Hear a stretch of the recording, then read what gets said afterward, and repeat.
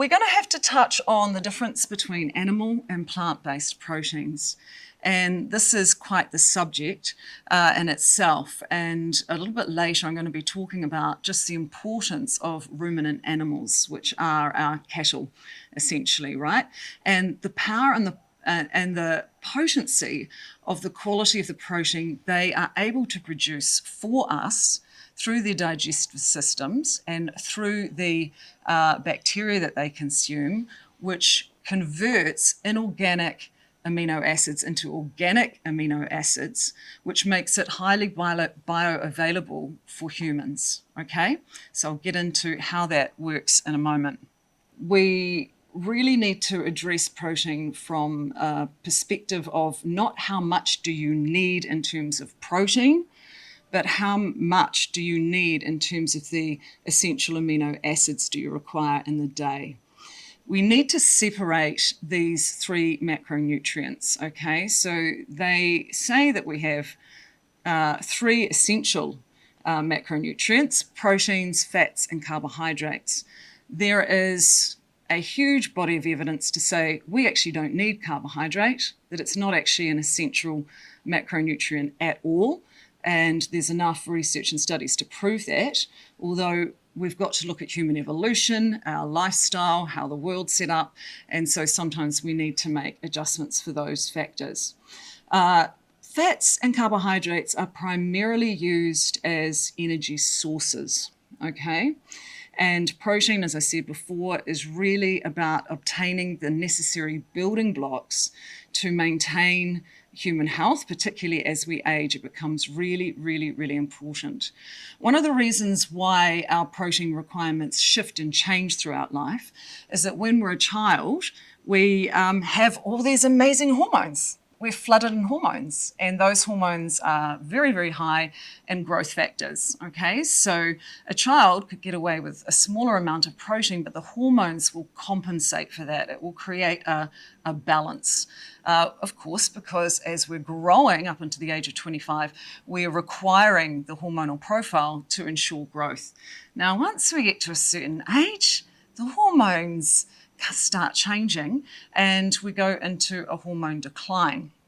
Now, this then means that our protein requirements become of the optimal importance because we don't have the hormones to balance out maybe a lower protein diet, okay? So I'm going to circle back to that shortly. Now, let's talk about the RDA. Now, we call the RDA the recommended daily death allowance, recommended death allowance, okay? And it's important to understand where the original RDA requirements around protein came from. And originally they were really designed to prevent malnutrition in Africa. Okay, there's a big long story I could get into around protein and how they've calculated this. It's to do with nitrogen in, nitrogen out. I'll cover a little bit about that later. Now, the RDA basically stands for recommended dietary intake. Some people think it's recommended daily intake. It's not. It's recommended dietary intake.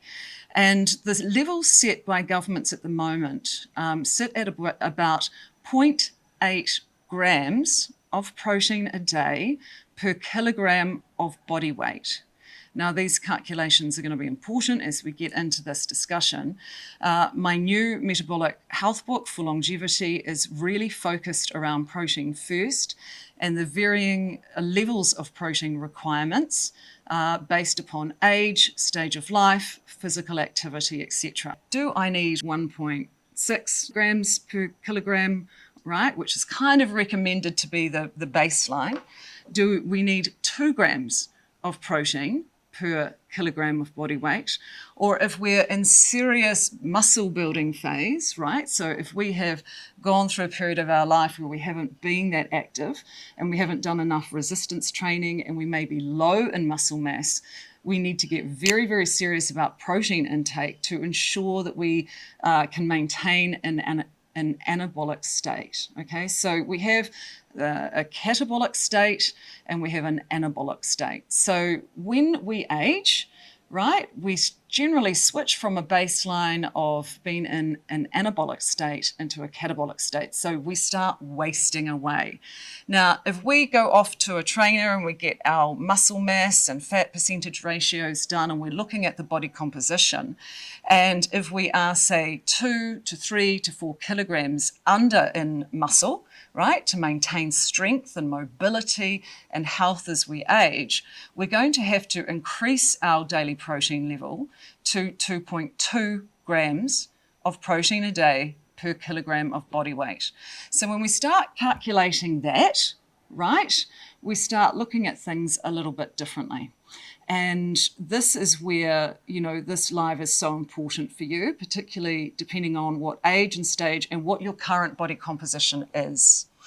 There is an advantage for some people being overweight, where the sheer volume of weight and heaviness means that you are often building more and more muscle, particularly if you're active, right? Because you've got to carry around an extra 20, 30, 40 or 50 plus kilos, right? Now, I don't know about you, but if you go to the garden store and you pick up a 20 kilogram of compost, right, it's a lot of extra weight that people are carrying. So the advantage is, right, for overweight people, they generally have really, really good levels of muscle mass. Now, this is important when you're going on a weight loss program, that you absolutely eat the required amount of protein to preserve and maintain the maximum amount of muscle mass as you're losing weight. Again, that's why TKS is so important, because you're flipping the switch to focus and target specifically on fat loss and fat metabolism, rather than kind of a low caloric diet where you're not protecting muscle and muscle loss.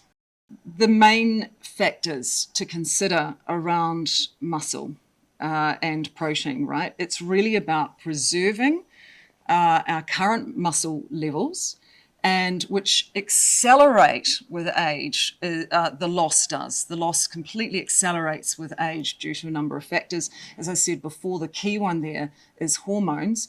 Again, this is why the TKS program is really designed to maximize hormonal health. This is another reason why periodic extended fasting, such as the 5-day switch fast, is awesome for this, because you're getting a whole hormonal reboot at the same time, right? So it's bringing all of those longevity systems back into balance.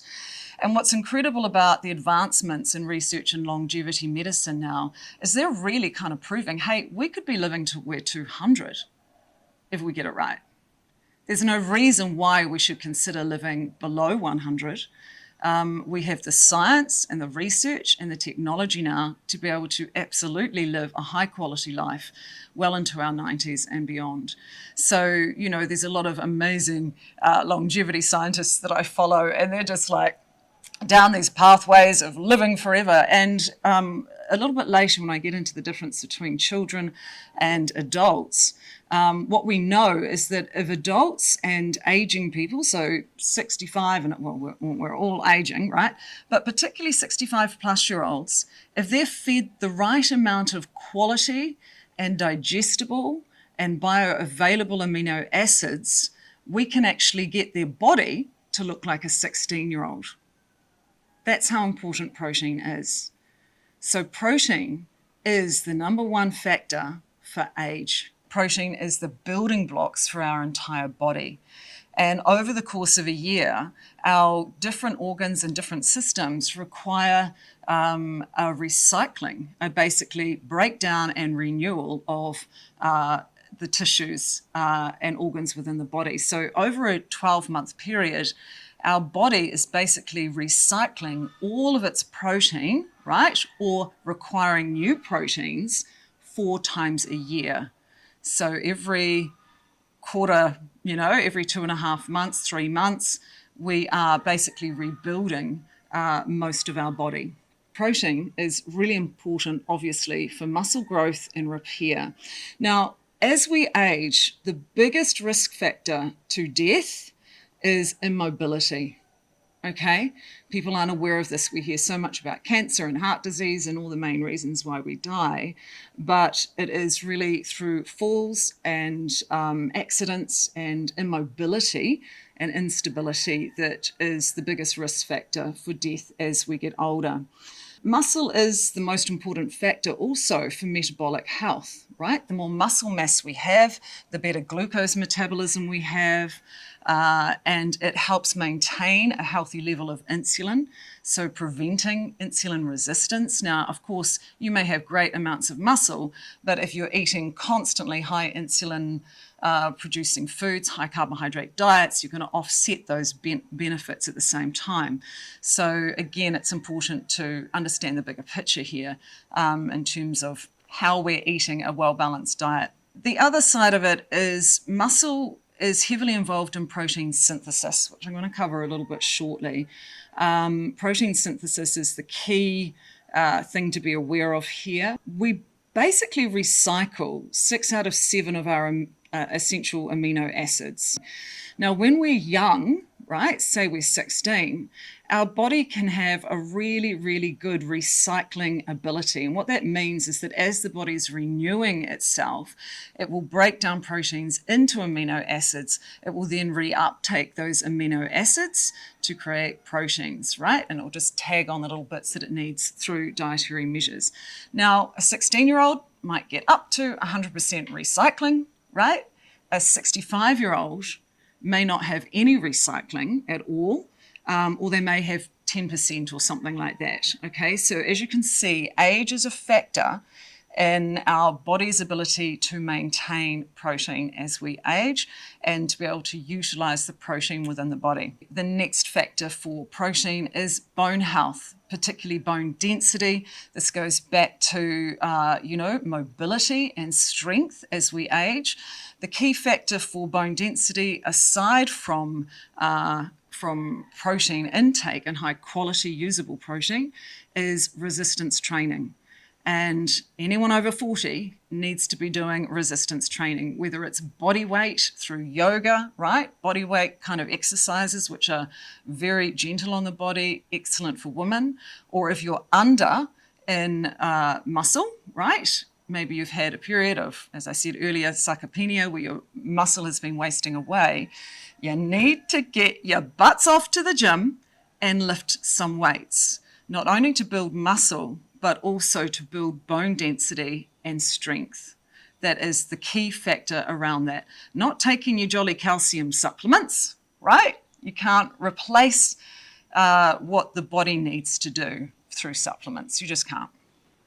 So they might help in certain situations, but again, looking at the quality of protein, a lot of animal-based proteins are high in vitamin K and vitamin D. There's certain factors, particularly within the saturated fat of animal proteins, that are excellent for protecting against bone density as well.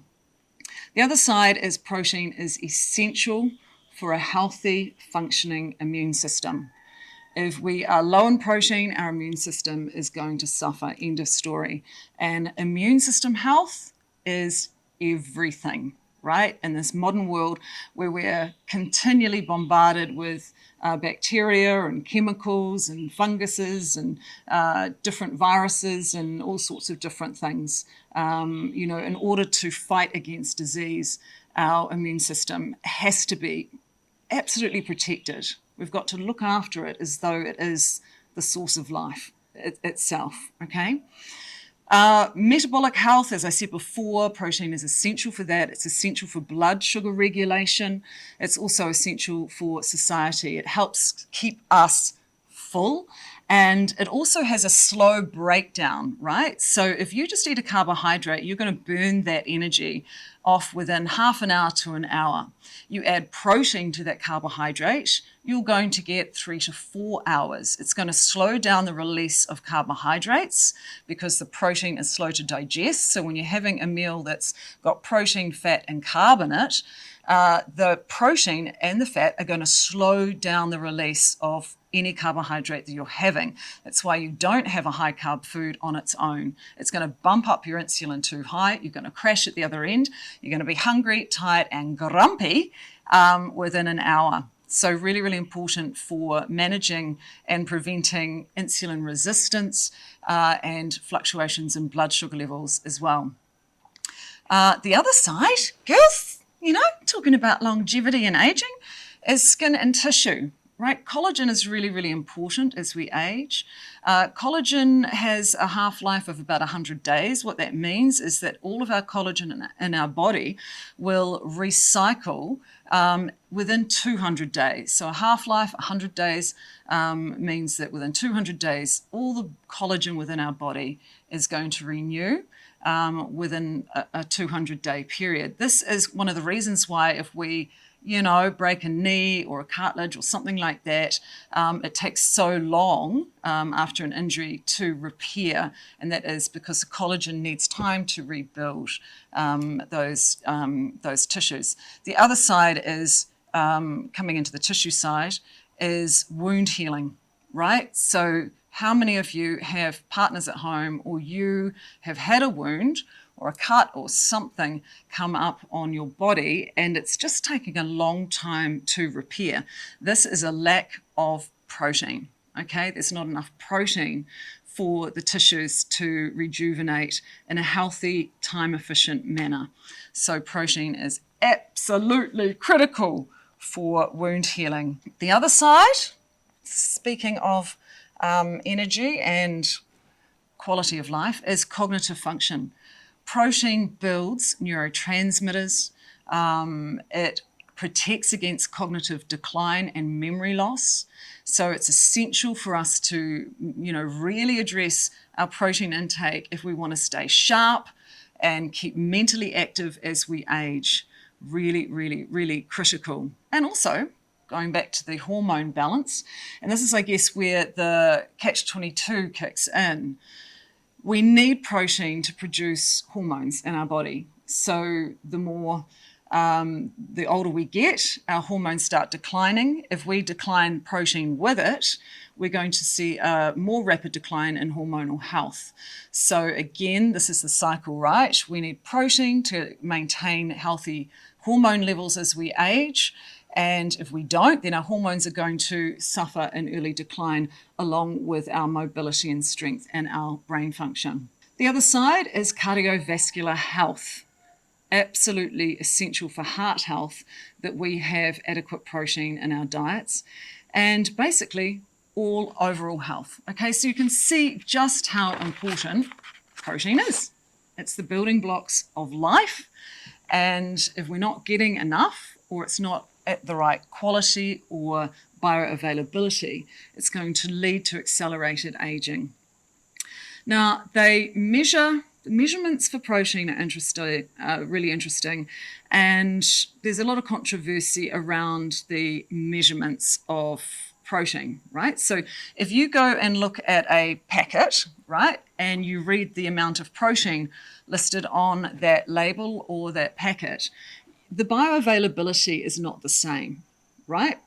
So I'll take wheat bran, for instance. If you look at a packet of wheat bran and it says there's 4 grams per serve of protein in the wheat bran protein is bound with fiber, and our body can't easily access that because it's bound with fiber and we don't digest fiber, okay? So what you may get out of that is less than 2 grams of bioavailable protein within that per serving of wheat bran, okay? So it's really important that we don't just look at labels and try and calculate how much protein we're getting in a day. And this is where it gets really, really tricky and challenging for people on vegetarian diets and vegan diets. It's like a science in itself to be able to balance that. And one of the key issues that we see with vegetarian and vegan diets is that generally when people make that dietary change, they're not only lowering the amount of protein that they're consuming, they're also lowering the bioavailability of the protein in which they are consuming. So I'm going to cover a little bit more shortly about, why this is so. So there are two things that they look at. There's a measurement called DIAS. This stands for Digestible Indispensable Amino Acid Score. Okay, and there are three things that they're looking at, or two really. Number one is the measurement of the amino acids within the food itself, and then the digestibility of it. As I mentioned earlier, high fiber foods are going to result in a lower digestibility of usable bioavailable amino acids, okay? So all of these things need to be factored in. And then based on those two factors, they make a calculation, okay? So they look at the digestibility and the overall score of the amino acid profile to give you a reading of what's called the DIAS number. Currently, there are some amazing scientists and PhDs that are coming up with a better usable score. And this is really coming from the fact that people are more and more moving towards a higher plant-based protein diet, either fully or partially, right? And as I said, if you are eating a vegetarian or plant-based diet, you just have no idea really right now the amount of protein that you're getting in a day. There's so many varying factors around that. Without a doubt, and the plant-based foods industry won't argue with this at all because they can't argue this point. So this is the fact that animal proteins are the highest bioavailable proteins on the planet. Okay, so when we get into the vegan, vegetarian argument, that's more centered around animal rights and animal welfare, okay? And that could lead me into a whole long life on the difference between monoculture farming, where a lot of vegan proteins are coming from, versus how they could improve that into regenerative, organic-based farming systems, which are actually protecting the ecological environments and also protecting the animals. I'm just going to mention here, and this is quite ironic, that often a vegan diet, if their protein sources are not coming from these organic regenerative farming practices, the harvesting involved kills massive amounts of wildlife, birds, rodents, all of the farm animals, right? And so there's this kind of religious view often that is very easy to squash in a debate around kill no animals, right? The issue of that is the harvesting combines that go through and plow the fields are chopping up God knows how many animals, right? Whereas you have a cow in the field, right, that's living a great life. And if you're fortunate enough to live in a country like New Zealand, you can get to know farmers that have home kill animals. They're just quietly put to sleep in their paddock. They don't even know what's happening. There's no nervous system or adrenaline pumping through their bodies. And they're part of an ecological regenerative system, right? And I won't get too much into the CO2 debate versus methane, which is a hot topic in the EU around climate change. And look, honestly, that is alive in itself, highly controversial. But all of that argument completely goes out the window when we are talking about biodynamic, organic, regenerative farming systems that are built upon rotational crops and really protecting the ecosystems of the farm, right? They often build green shelters and green, tree hedges and things like that to actually draw and basically offset CO2 emissions. And there's even a lot of evidence now to prove that the methane that is discharged by ruminant animals, right, and how that whole ecosystem then gets calculated, that methane is offset in an organic regenerative farm.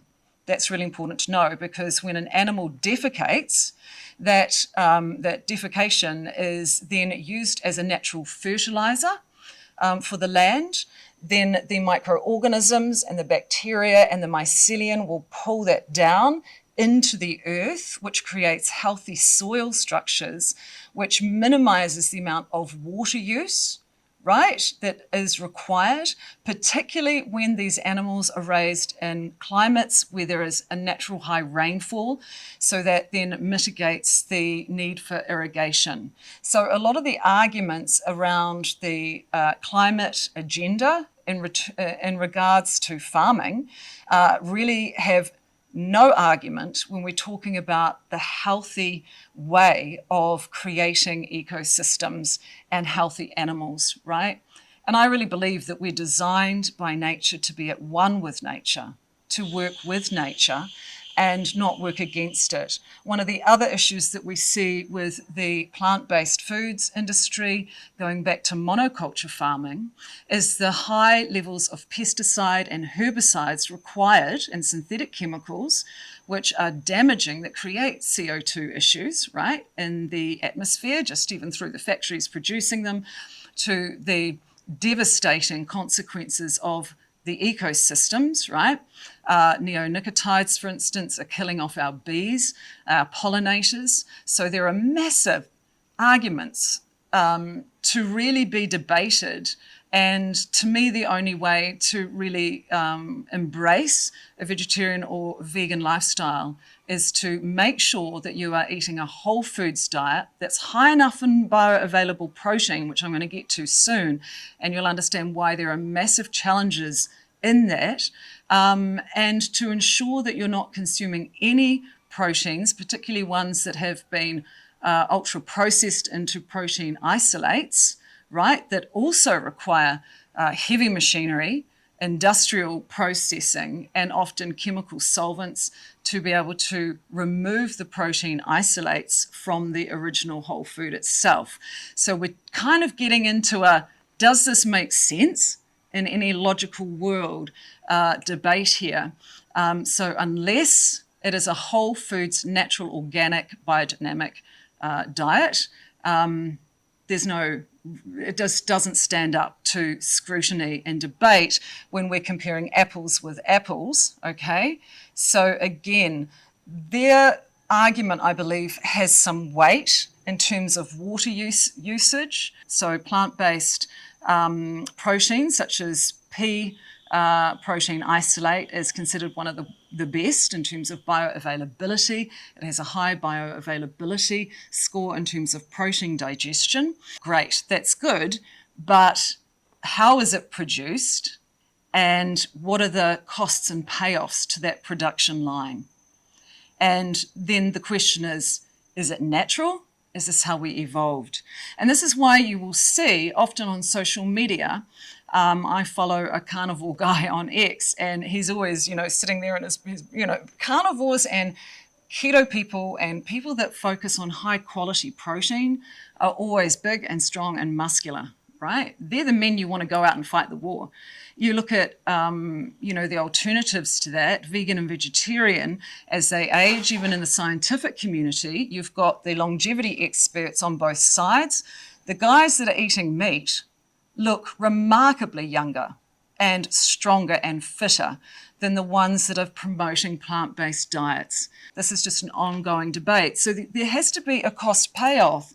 Nutritionally, it doesn't stand up. Even environmentally, it doesn't stand up unless, as I said before, those proteins are from regenerative farms and farming systems that are looking after all of the animals and insects and plant life itself surrounding those farms. And when it comes to human nutrition and health, doesn't weigh in at all, right?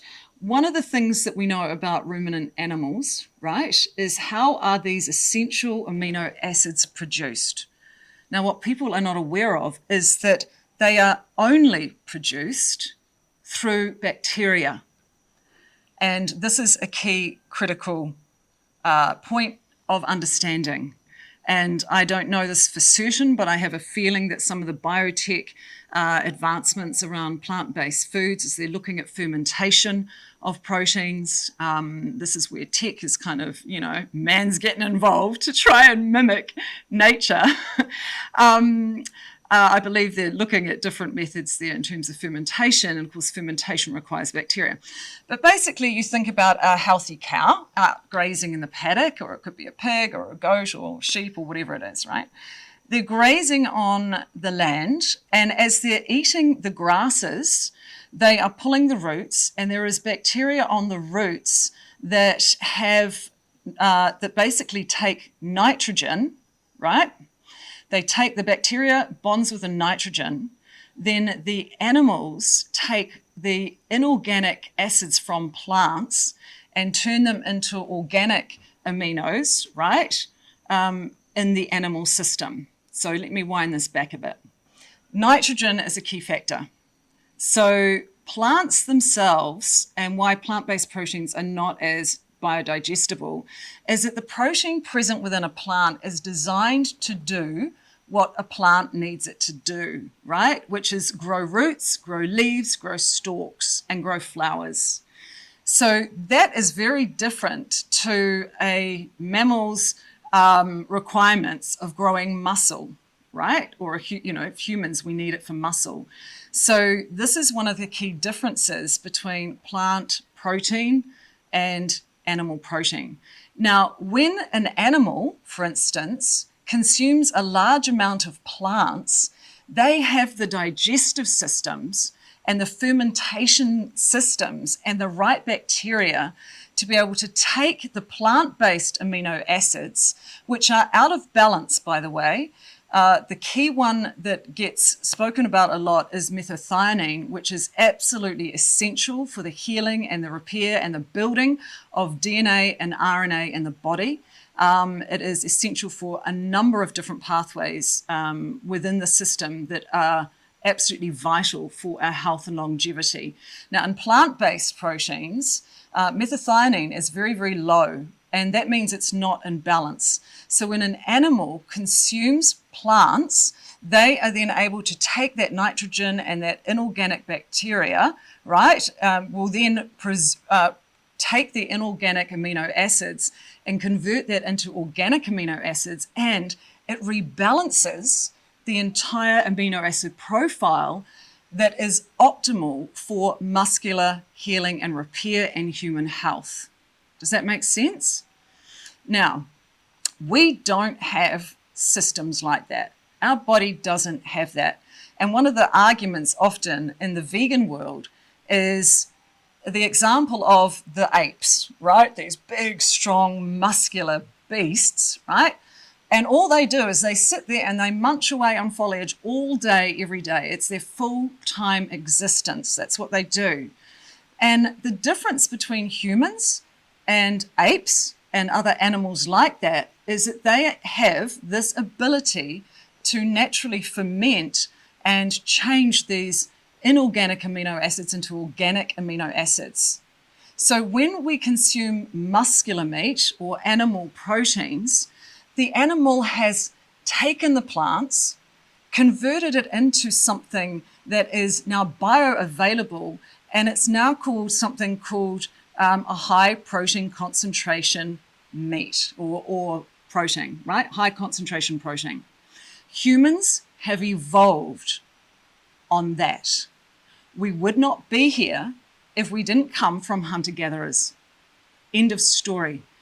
Any research in the world that has looked at heritage and traditional diets, they never found a vegan population that survived. And there's a number of reasons why that would be. There were a tribe in Africa, certain tribes that did not eat meat, but they ate insects, so they were getting protein through insects. Apart from that, we have all evolved through our cultures and heritage on consuming high concentrated protein meats. It's like the animal has packaged up the perfect food for us that has helped us grow and evolve and become who we are today. So this is another, I think, important factor to consider, the high protein concentration. Now, this is important also when we start getting into, well, how much protein do we actually need in a day, right? Particularly as we age. And then how do we actually consume enough food to be able to get that amount of bioavailable protein? And again, we're not apes, we're not animals that can take the plant-based foods and ferment it into the required amino acids to produce muscle meat. We just don't have that time to sit down and eat a whole bunch of greens. This was a big argument, 20 years ago, 15, 20 years ago, around the green juice diet, right, and the raw food diet. A lot of it was based on, wow, what are these big, strong animals in nature on plant-based diets doing? Oh, right, well then we need X kilograms of spinach and kale and everything in a day. Well, we can't possibly sit there and munch out on all of that, so why don't we just put it in a green smoothie and get huge amounts of greens into our body? The issues with that are different oxalates and things that can contribute to other key issues within the body, and particularly for people that are oxalate sensitive, right? There is a big argument that we shouldn't eat any leafy greens raw because we need to reorganize and rebalance that. So I think this is something to be aware of. I won't get into all the details now, but I know it's a question that often comes up in the community. And really what everything comes down to is, what is your body type telling you? What is your current health? What is your current microbiome? What are the current predispositions that you have and issues that you're dealing with? And based on that, you can tailor your diet around that.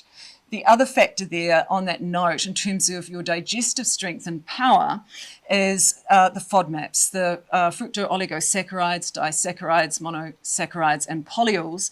And there are certain key types of carbohydrates that certain bacterial body types don't actually digest that well, leading to fermentation, which can trigger irritable bowel syndrome, right? So if somebody is FODMAP sensitive, they really need to be looking at, I believe, potentially not only a high protein diet, but even a carnivore diet for a while their body is reorganizing and going through a gut healing repair program, right?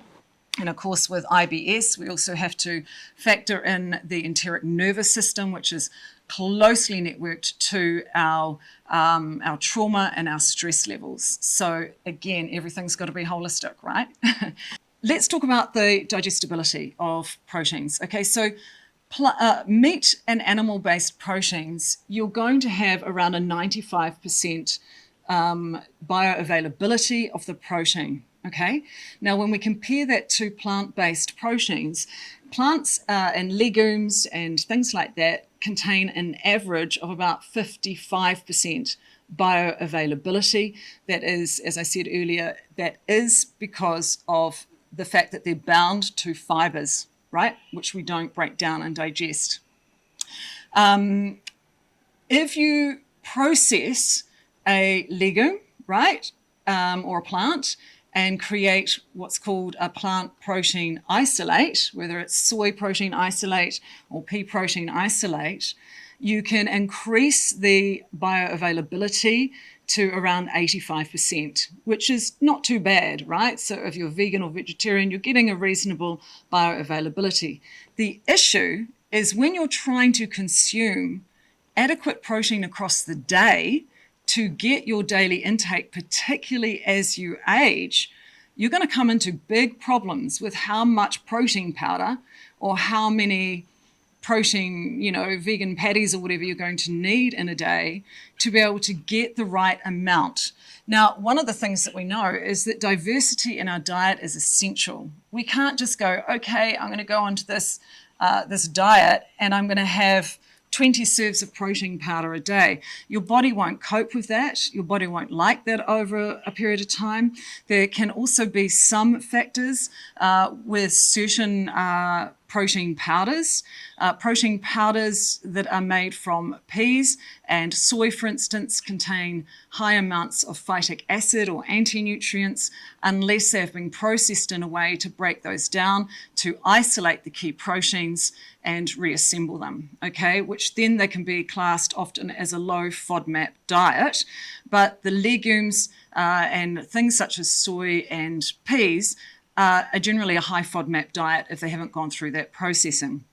In order to process protein that's plant-based into a bioavailable and high bioavailability protein, they need to take that product, so say like peas, for instance, and then they make it into a slurry, and then they add different food additives to it or solvents to be able to separate the protein. It goes into a centrifuge, and then it's basically dried into a powder. It doesn't sound very natural to me. You're talking about an ultra-processed food. They can do that through an organic way, but there is no way that any large-scale or commercial product is generally made like that, right? This is where I think they're looking at biotech to be able to increase their methods, to be able to counter this argument. But as it stands, it doesn't exist. And what we're dealing with here is now an ultra-processed food that our body has to try and figure out, right? What is this? Is this natural? Oh, my body doesn't recognize it through evolution.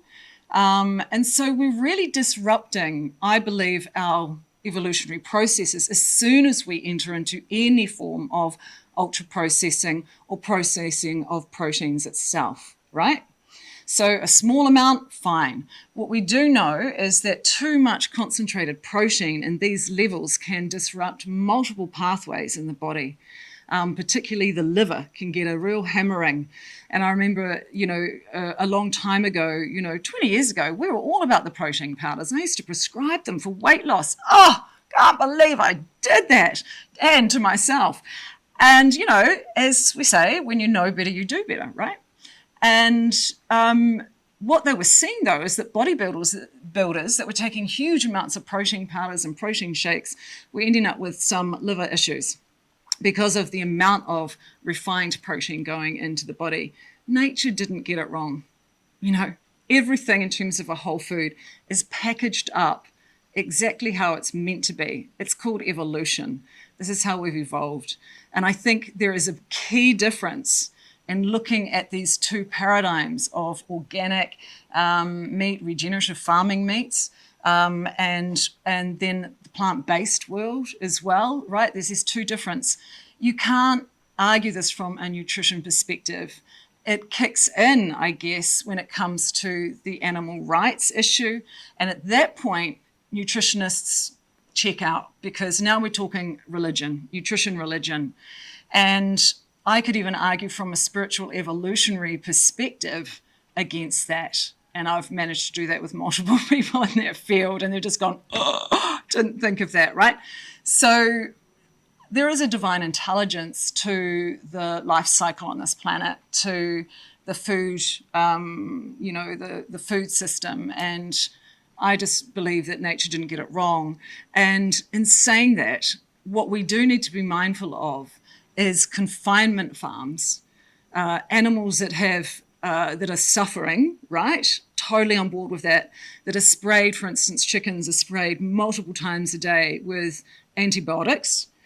And the antibiotics have a side effect of being a growth hormone. So your nice chicken packet may have a little green picture and it will say free-range chicken, but that means that they're not in cages. They're roaming around a barn being bombarded, because it may also say free-range hormone-free, but they're being bombarded with toxic antibiotics that are creating antibiotic resistance, creating more and more ill health within the herd. So then they have to get treated for other things, right, or within the flock. And from there, we've just got poor, unhealthy animals that are sprayed with antibiotics, that we know now that the more antibiotic-based meat that we consume, we are starting to see resistance, antibiotic resistance in humans as a result of that, right, which is not good, plus the side effect of that being a hormone, a growth hormone. So we've got to be so mindful of the types of food we choose. Is it ethical? Is it ecological? Is it sustainable? Is it focused on animal health and welfare, right? Because you're putting that in your body. If you're consuming a grain-fed animal, right? Well, no wonder the plant-based world has such a strong argument because the amount of grains and paddocks and herbicides and pesticides and synthetic chemicals and monoculture farming land space that is required to produce the grain to feed the cow, the whole system's broken. It's an absolute mess, right? Instead of looking at regenerative organic farming and ecosystems. This is all about mass scale, mass production. But there are a lot of documentaries and absolute conclusive evidence and proof that we can feed the current world population with organic, biodynamic, regenerative farming, because those farms are highly productive in multiple areas, and they don't just grow meat, they rotate those into nitrogen-fixing crops, they grow grains, they grow all sorts of other things within one farming ecosystem. So you don't just become an organic, regenerative farmer based on growing meat. You're doing a whole lot of things. It's a holistic approach to our food systems. No essential amino acids are made without bacteria, right? Nitrogen and bacteria. They're essential, again, why these ecosystems are so important.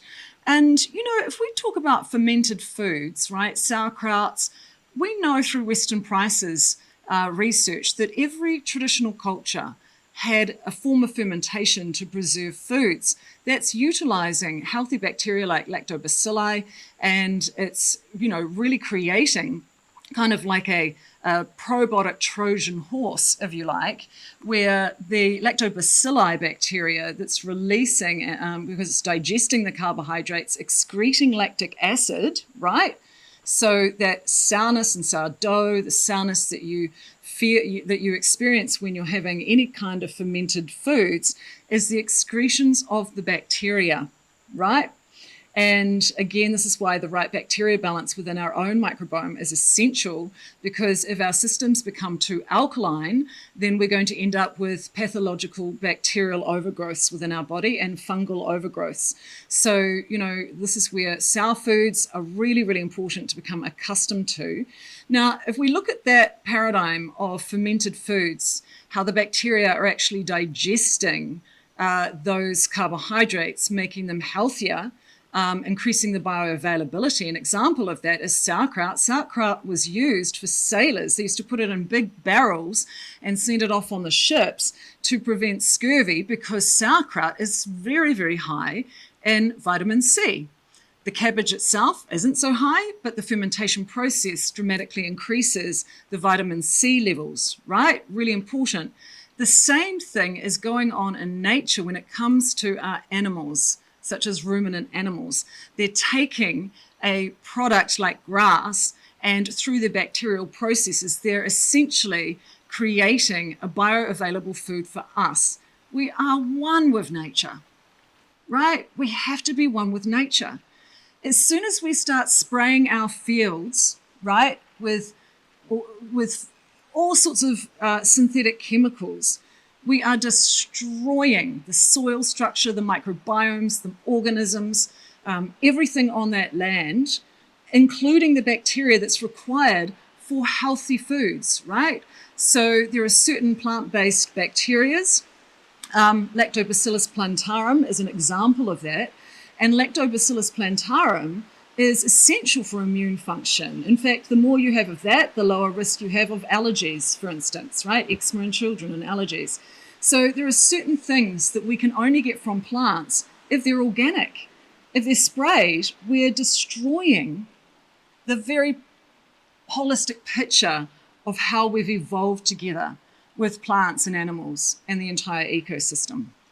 I'm going to conclude with this little talk on where we need to be mindful of OMAD, 1 meal a day, and where we need to be mindful of time-restricted eating windows. Now, these can be excellent for weight loss, for reversing metabolic health issues, right? For resensitizing our insulin, so insulin resistance. They have a place in that world. Now, as we age, though, can we really get the required protein level in one meal? You'd have to probably eat 3,000 calories in one meal. The other issue of that is that if you are having all of your protein in one meal, right, your body will not uptake all of that protein. You really need to space your protein consumption out across the day. So there are two important meals, right, in terms of protein and your timing of protein. The first meal you have must be high in protein. We need to stimulate healthy mTOR pathways. It's raining. You can probably hear that. Hopefully I'll keep talking, it'll go.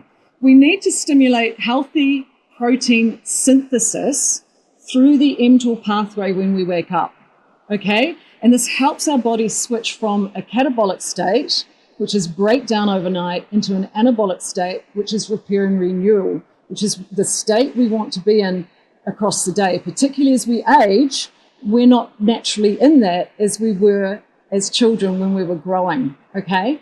So that protein level at breakfast or lunchtime, whenever it is that you're breaking your fast, really does have to have a decent portion of your daily protein in it.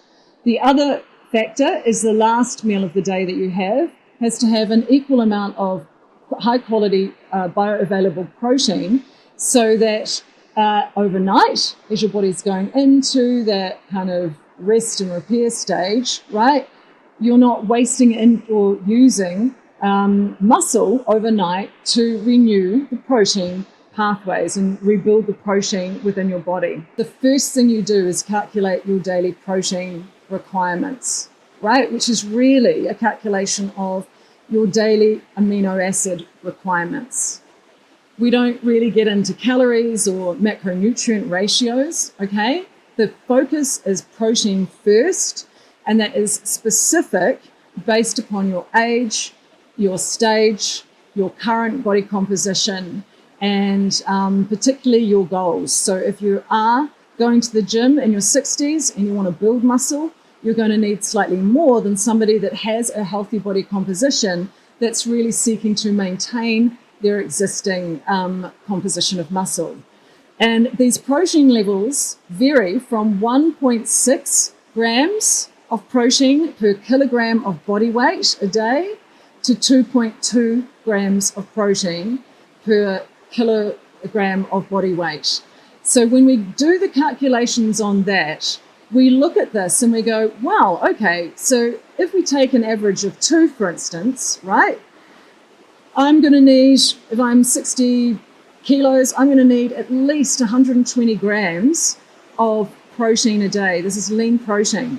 So if we take the average meat of being 20%, 25%, it's monsoon here, right, of protein in a day, we're going to calculate that by 5-fold. So the average person's probably going to need around 600 to 700 grams, maybe 500 grams, depending on the quality of protein in raw weighed meat every day.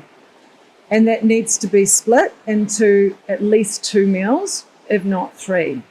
This is really the essence of metabolic health and healthy immune system as we age, to really ensure that you are aging amazingly, that you're not getting any breakdowns in any systems, and that you're going to live long and die fast instead of dying very, very slowly over time. If you are gymming it and you're trying to build muscle, you really need to be looking at least 2 grams of protein per kilogram of body weight.